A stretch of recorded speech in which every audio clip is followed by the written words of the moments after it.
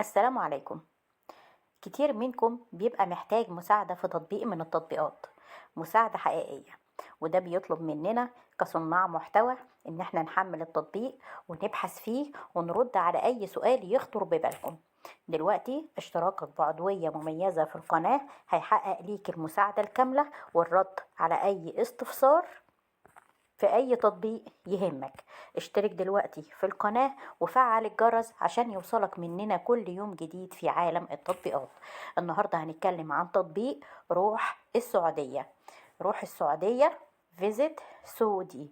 فيزيت سعودي تقدر دلوقتي ان انت تحمل تطبيق روح السعودية بحوالي 57 ميجا بايت بس، وحجم عمليات التنزيل للتطبيق 500 ألف عملية تنزيل. التطبيق ده هو تطبيق حكومي، وده التطبيق الرسمي للهيئة السعودية للسياحة. روح السعودية بيقدم لك كل الأنشطة والفعاليات والأماكن السياحية في المملكة العربية السعودية بتنوع طبيعتها الساحرة وتميزها الثقافي الغني وأثرها المذهلة.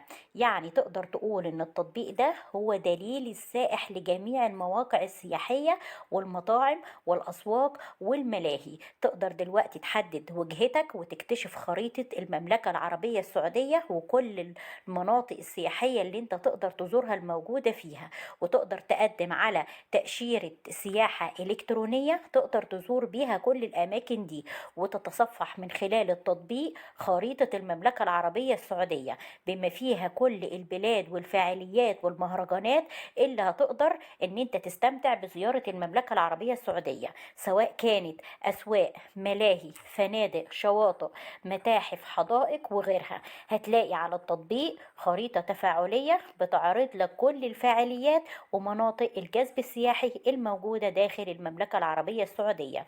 التطبيق ده تقييمه على جوجل عالي، حوالي 4.5 من 10، وده بيدل على رضا المستخدمين عن التطبيق.